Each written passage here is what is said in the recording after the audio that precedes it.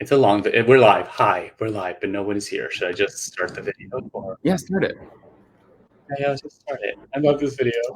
Thousands and tens of people who watch it after the fact. This is Miss Daisy. She is 15 years old and she's a black lab. Daisy was surrendered to our Should I just start the video? Yes, start it.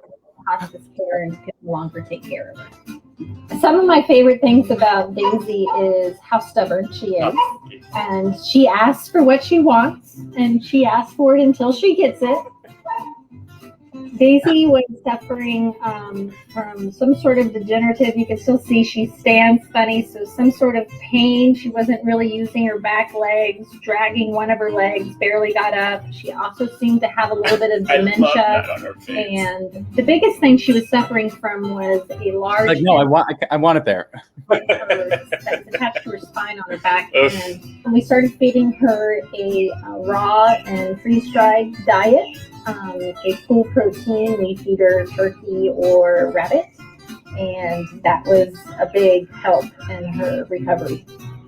We used our Heal tincture, and I would do a full dropper, which is 37 milligrams in the morning, and a full dropper in the evening at the beginning. And they also used the Remedy sap directly on the tumor. So I think the most important thing for people to remember is that when you start using an all-natural medicine, you're going to watch a tumor die in front of your face, and it is not pretty. The following contains graphic imagery not suitable for some pet parents. So we had about a month of it getting bigger and uglier to completely start dying in front of her face. We'd wake up in the morning and she felt great, wasn't bothering her. She'd jump up, but her bed would have bloody goo, ooze all over it. It was really gross and angry, but within 30 days, it was drying up, going away, and 4 months later, it is completely gone. What's Daisy's life like now? Oh, she is living the good life, her best life. Her mobility changed so much that she started running around. I would find her swimming in the lake. She runs with the pack and loves to go out in the yard with us, explore. She always has to be with one of us. Huge appetite. I swear she can hear again. So it's an overall, I've seen so much improvement. She's a very happy dog. Her nose works. Oh my God, I love her. She's so cute. Wait, Hernando, are you gone? I think it's just me now. So that was Daisy, and Daisy still lives on the Fireflake farm. She's doing amazing. And let me figure out how to add Hernando back into this. Hello, are you here? I'm here. Hi. I exited out of the wrong thing. Welcome back. Thank you. I've missed you. Oh God, that video just reminds me how much I love Daisy. She's so lovely. And we just call her old lady, so it's so weird for us to say Daisy because she's just right, lady. Or just old. That's what we call her, old. You're old. Yeah. Heidi, hello. Debbie, hello. Susan from South Carolina, hello. Lori, happy Friday. Hi, Tracy. Hello, Amalia. Amy, we'll get to that, Amy, for sure. Hi, everybody. Thanks, everybody, for tuning in. If you watched that adorable video of 16-year-old old lady, Miss Daisy, she came to Fireflake Farm, about 2 years ago now? Yeah. And when we got her, she literally could barely stand up. And you saw what was happening there. That tumor disappeared. Just quality of life. It's pretty crazy. Yeah. She gets around so much better now. Her energy is better. She's like more present in her eyes. And it's especially, I'm kind of in and out of the farm. I'm there sometimes and then other places. So I come back every few months. And every time I come back, I'm like, oh my God, look at her. She's like better and better at an age where you would think that a dog would be just getting old and kind of settling in. Like she's thriving. She's doing so good. I know, she's so funny. She makes me laugh so much. Yeah. The arfs, and she has an arch nemesis in the house named Potato. It's another 16-year-old, and they hate each other, but they just like don't know each other. She does kind of like, if you get near her and like she's not one of the people that's allowed near her, she does this like, get off my lawn. Old lady, this is for you, old lady. Yeah. Cool. We got some more people. Jim, hello from Vermont. Jim and Carol. Jim and Carol. Heidi, can humans use the Heal product? All of our products are 100% human grade. I use our products. My parents use our products. We're not really allowed to recommend them to humans because they're made for pets, but I personally do. Yeah. A good full spectrum CBD without additives is hard to find, but a good full spectrum CBD is a good full spectrum CBD. Absolutely. And we know that we make the best stuff. So yeah, and there are a lot of ways that you can make sure, whether it's for yourself or for your animal, that you're using a really high quality product. It being full spectrum, it being extracted from the flowers where there's the highest potency of cannabinoids and other bioactive compounds. You want to make sure that the extraction process doesn't leave behind any pesticides or solvents. So we use supercritical CO2 extraction. We use a really high quality MCT oil as a carrier oil. And I don't know what else. All third-party tested to make sure it's safe and effective. And yeah, he says she has horrible pain. Yeah, this will help, especially if it's inflammation-based or it's gonna help in so many ways. Beth says, "Hi guys, so glad I was able to make a live show." Hi Beth. Hey, hi, hello, and welcome. If you guys have questions, feel free to comment, and we will get to them throughout the 30 minutes that we're here with you guys. We are also doing a giveaway today, so we're gonna put a link in there. Make sure to sign up, put your email in there, and enter for a chance to win. If you're watching later, we will be taking names until Monday. So sign up. We'll post the link in just a second. Amalia says, "I just put my dog's remedy on a healing cut on my foot." Oh, you use the remedy. I use those salves on myself like every day. Yeah, they're really awesome. It's really, really crazy. And there's so many studies on CBD for skin problems, and studies now in dogs too that we've been learning a lot about. So absolutely. Yeah, definitely. So today we're here to talk about a new study that's come out that is sort of special because much of the research that we have into cannabis therapies, CBD, hemp extract, are on humans or mice. And today for new cancer research, we have a really unique study in that it was done specifically on canine cancer cells. First ever.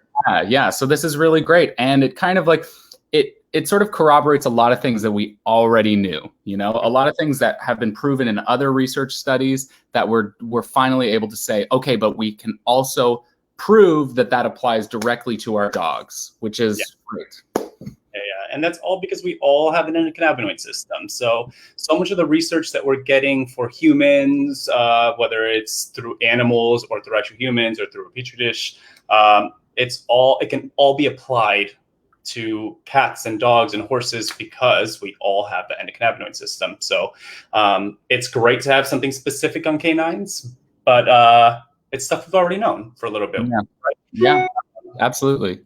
But still, really, really cool.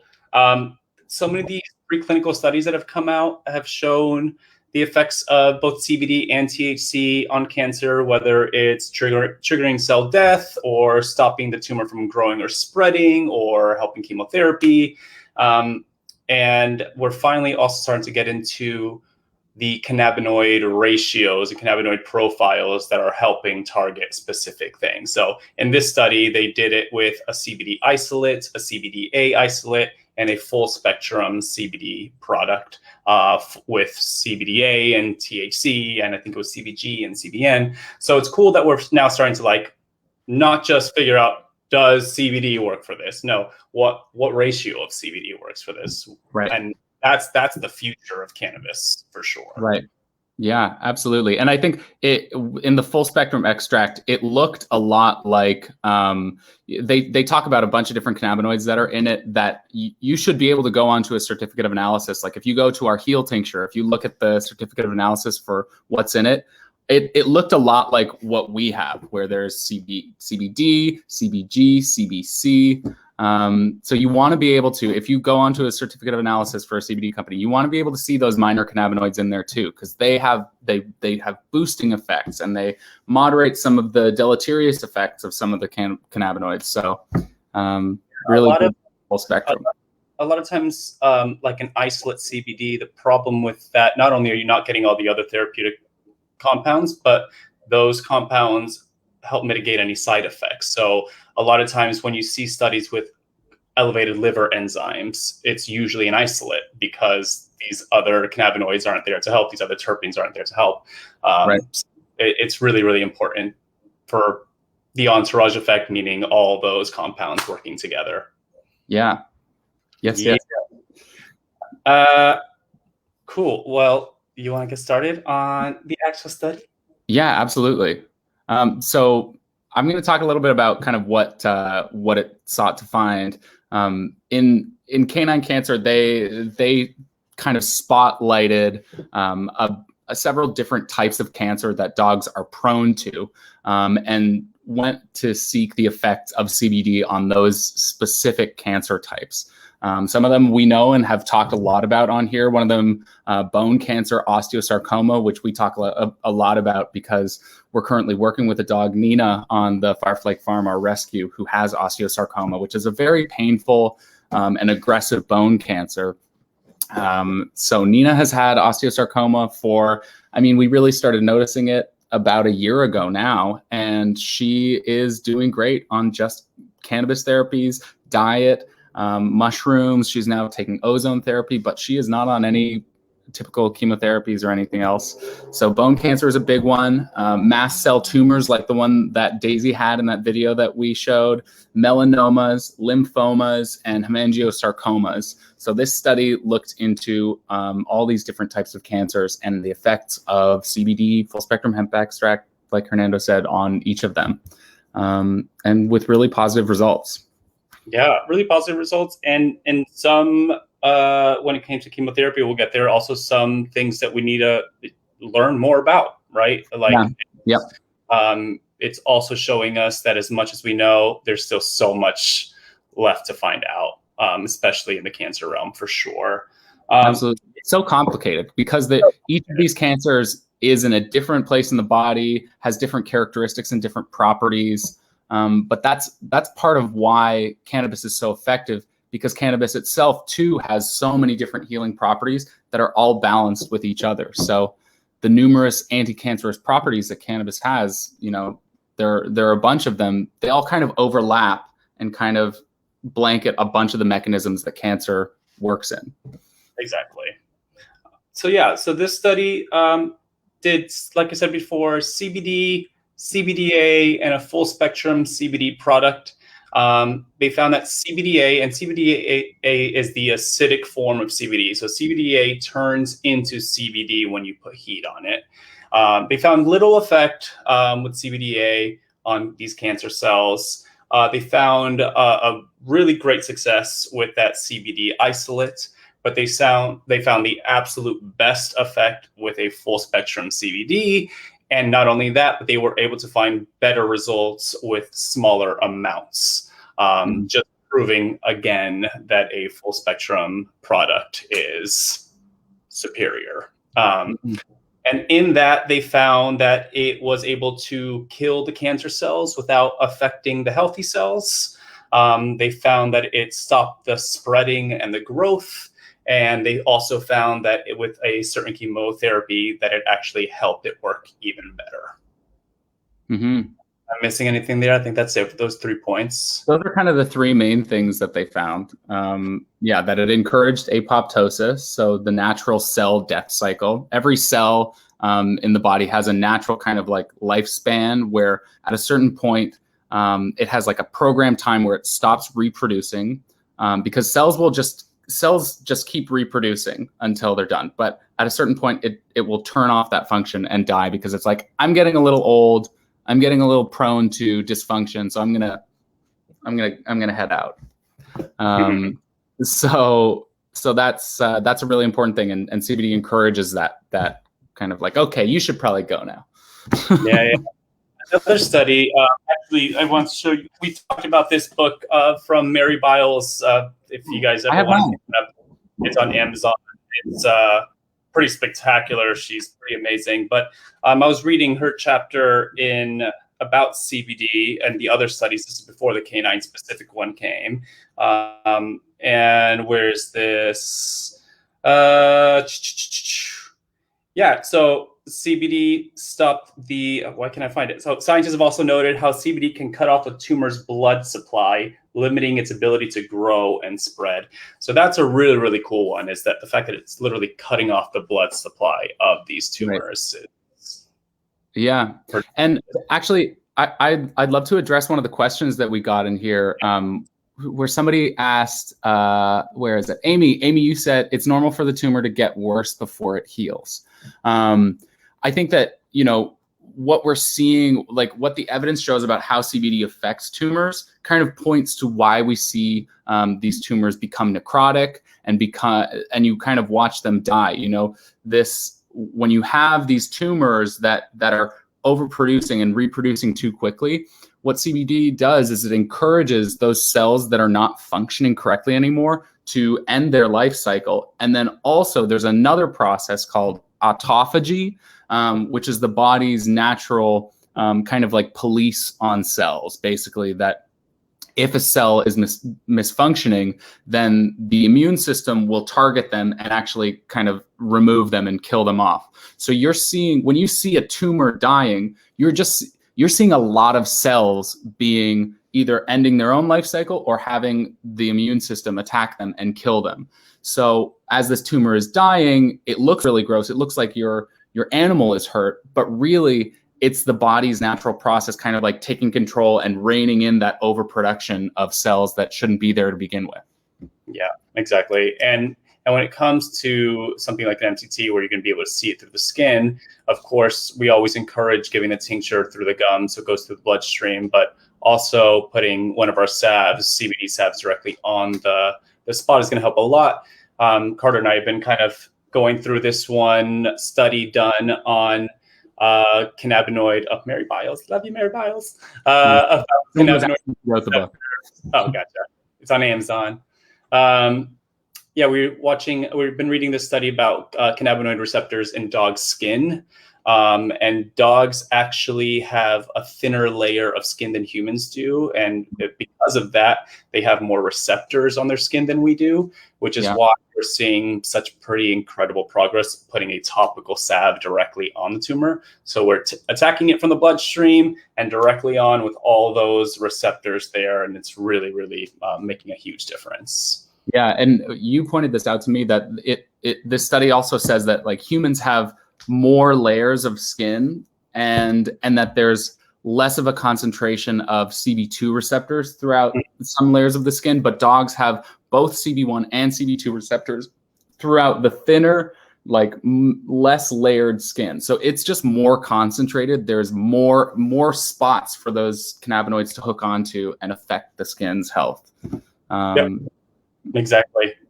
So by the way, research about how it is even more effective for dogs than it is for us. I'm a little jealous. And by the way, Amalia, so that was Mary Biles who wrote that, who actually also wrote, we've been in contact with her because I love her work so much. She actually wrote the blog on this specific specific CBD cancer study. So if you want to take a look, that's her incredible writing. She also has an amazing podcast that we've linked in that blog. So if you want to learn about cannabis, but mostly for human use, she interviews some of the best doctors in the world and some people with the craziest success stories. So definitely check her out for sure. Any other questions before we move on? How much do you give, Ashley? That's that's the question. And the answer is it depends. It's so specific to your animal's needs, to your needs, to the amount of pain they're in, to what, how bad the cancer is. I always say a small dog with anxiety needs a lot more. A small dog with cancer needs a lot more than a big dog with anxiety. It's just all about their endocannabinoid system and other disease processes. So cancer, we've noticed better success with higher doses, somewhere around 35 milligrams daily, but we've seen it up to 100 milligrams. And one of the things that we learned in this study is that one of the chemotherapies, which one was it? The doxamoxazine. That's the one. Yeah. There's actually showing on one of them that combined with that chemotherapy, that small doses of CBD actually counteracted the chemotherapy. Doxorubicin. Yes. So it's important to, and if you're using that specific chemotherapy, to consider a larger dose of CBD. Doxorubicin. Yeah. Again. So it's a little bit of trial and error there when it comes to dosing. We always say keep a journal in hand. Start if their daily dose is 35 milligrams, try to split that daily dose into 2 to 3 times a day so that they're not just getting one giant dose and it stays in their bloodstream throughout the day, and adjust as needed. Right. I think that's so important, is really understanding that, like, your pet best. So we can say, that 35 is the benchmark, 35 milligrams a day is the benchmark. But if you give your dog, if you start with your first half dose and they're getting 15 milligrams, and that's very sedative for them, or it makes them a little bit dizzy or woozy, don't worry. That's not going to hurt them. You may just have a dog that's very sensitive. Some dogs are just more sensitive than others. So there's no problem in pulling it back, starting to go a little slower, and work your way up. On the other side of things, if you have a dog that's in a lot of pain, that has, for instance, a bone cancer, like osteosarcoma, you may want to just give them a higher dose right at the beginning, even if it does make them a little bit sedate, just to get rid of that pain. Because if it's really about quality of life. So, it may be a little bit uncomfortable for them to be, kind of sleepy or maybe get some loose stool. But if you're fighting off pain, that's a problem. If you have some time and you're just trying to build this into their lifestyle, go low and increase slowly over time to figure out really what is their optimal dosage.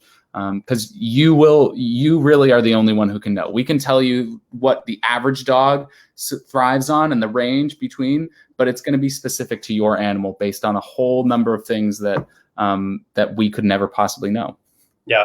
And if you are dealing with cancer specific issues with your dog, and you're going to be going in this pretty large dose. So if we're going over that 50 milligram, generally, a thing to consider is the horse tinctures that we have now. Ends up being cheaper per milligram. You could dose less oil to get more potency in there. You can always consider the yeast tincture that has frankincense, which also has shown in research to have some pretty great anti-cancerous properties. But yeah, so if you have to do a higher dose, definitely check out our horse tinctures for sure. Yeah, those are about 50 milligrams per milliliter, where the dog heel is at 37. So and the heel is at 80 milligrams. Yeah, horse heel is 80. Yeah, so something to consider for sure. Yeah. Amy says, people always want to panic when they see changes and run to their vet when the vet usually has no explanation of what's going on. You explained it perfectly. Thank you, Amy. Yes, totally correct. Susan, I gave my dog with arthritis 1.5 milliliters of E. So what is that, about 15 milligrams? And she threw up. Is that normal? I reduced the dose since then and hoping to get it in the future. Yeah, they just might be super sensitive to it at first. So start slow, start a lot smaller, and then gradually build up until we find their bodies get used to it and you find that dose that's helping with the arthritis pain. A little throw up is nothing to worry about. It definitely happens every once in a while if the dose is too big, especially the first dose when their body isn't used to that. It's common. And also depending on what their diet is like, if there's not a lot of, fats in their diet, you're adding almost 2 milliliters of oil into their diet. that can, that whether there's CBD in it or frankincense and turmeric in it or not, that kind of addition of fat and lipids to the diet can kind of shake up the body a little bit, but not dangerous, just a surprise. Molly says, my big dog with anxiety gets calm, 1 milliliters in AM and 0.5 in PM. The dose is replaced as Prozac. Yay! I started with 0.5 AM, PM, and worked my way up over a month. Exactly that. Great. Especially when it comes to anxiety, you have to build and build and build until you find what works. And it takes a little while for their bodies to adjust and really help with that anxiety. But that's awesome, Amalia. Mm-hmm. Debbie says, if your dog has Cushing's, what differences would you see if the HEO dosages are enough? From our experience, a lot less bloating, cysts starting to come off, more mobility, less drinking of water, less urination. Those common Cushing's symptoms just kind of start to decrease, and just overall quality of life and energy. We have one of our own that we see, and we get calls about this every single day. All those little symptoms start going away.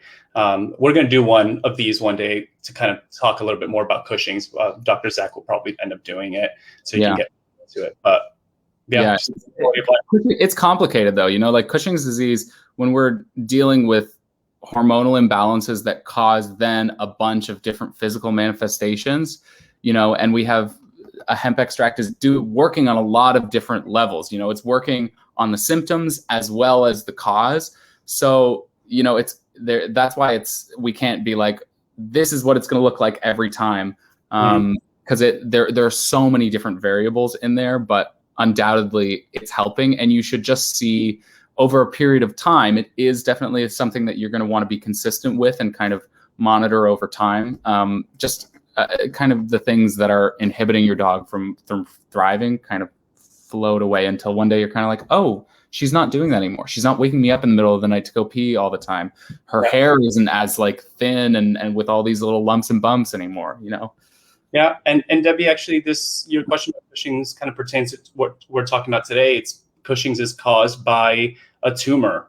And what we're talking about here is, all this evidence showing that CBD can shrink or even eliminate tumors by cutting the blood supply off and killing those cells while keeping the healthy alive. So this is all kind of together here for sure. Yeah. Debbie says, thank you. Her attitude and energy is better, but her hair has stopped growing. It's that Potato, one of our dog with Cushing, her tail hair started to come back for sure. And CBD, because the receptors in their skin, it can promote healthy hair growth as well. So we just saw a study about that it actually does help with hair growth. So yeah, keep it going. If you can, put some salves on the patchy hair problems. If you haven't done that, get the Soothe. The Nourish would work too, or the Remedy, and put it on there, and it'll help grow faster as well. Definitely. And reminder everybody that we're doing a giveaway today. So giveaway. Yes. Oh, you got the sounds? I don't have it. I can't find it. Not prepared, Carter. I'm not prepared. It was too soon. You feel for my other dog, and he has been great with it. Yay! Great. Cool. So what else do we have to talk about this amazing study? We talked about CBDA, CBD, and full spectrum. We talked about what it did. The chemotherapy part, we can kind of get into a little bit more there. So what was the first chemotherapy that it did really well with? It's called vincristine. Vincristine. Yes. And the study said a very definite synergistic response was found when combining vincristine with CBD.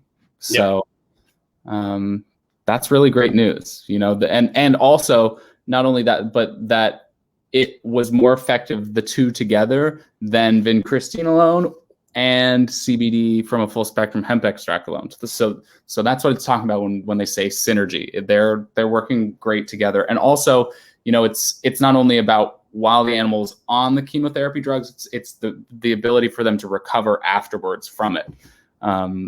So really great news. But then like we said, it's complicated, and it's not one size fits all, as with all things in this kind of therapy, where you have doxorubicin, another chemotherapeutic agent, that didn't have the same kind of predictable outcome. At low doses, it kind of threw off the chemotherapy, but at high doses of CBD, it worked really well with the doxorubicin. So not one size fits all. There needs to be more information. We need more research on this stuff in order to have more kind of conclusive evidence on it. And if you're curious, if you have an animal on chemotherapeutic agents, or who has cancer, you're interested in learning more about this stuff, reach out to a veterinarian who understands this stuff, who works with cannabis. Very few. We do consultations with Dr. Zach. So if anybody's looking for help there, we'll post the link there. It's Dr. Zach and Angela Arlino together. And if we start going into more of the higher THC concentrations for cancer, which we do not sell, but we can help you find places that do. It's also a great time to try a consultation. It's totally safe, but we just want to make sure that the animal is comfortable when it comes to THC. Absolutely. Susan McPherson says, so why is it much more difficult to give it to my dogs in food? They don't like it in their mouth. I know. I wish it was easier in the food. Problem, Susan, is that not only does it take longer for it to hit their bloodstream, but a good amount of that medicine ends up getting lost in their digestive system. So you have to wait longer and you have to use more to get the same effects. When you go through the bloodstream, it's just pretty immediate, 10, 15 minutes instead of the 30, 45 minutes in the food, and a higher percentage of the CBD gets to the bloodstream. I wish it was as easy as food. I know. I mean, there are some people who just can't get it on their dog's gums. And if that is the case, I get it. And, it is better that you put it in the food than not give it to them at all. Just use a higher dose. Just use a higher dose and just see how it works and continue to experiment. We just know that it is more bioavailable through the capillaries and the gums. So totally. Yeah. Well, that's it. I mean, we talked about cancer a few weeks ago, so we didn't want to go into a big thing again here. We just want to give you guys an update on this amazing research that's happening that really just solidifies everything that we already know, but now for dogs. All the incredible stories you hear aren't enough. So many of us witnessed it ourselves. Now we get to have some research on it. And that being said, what works for one dog and one cancer will not work for another. So if your dog does have cancer, this is definitely a great option to try.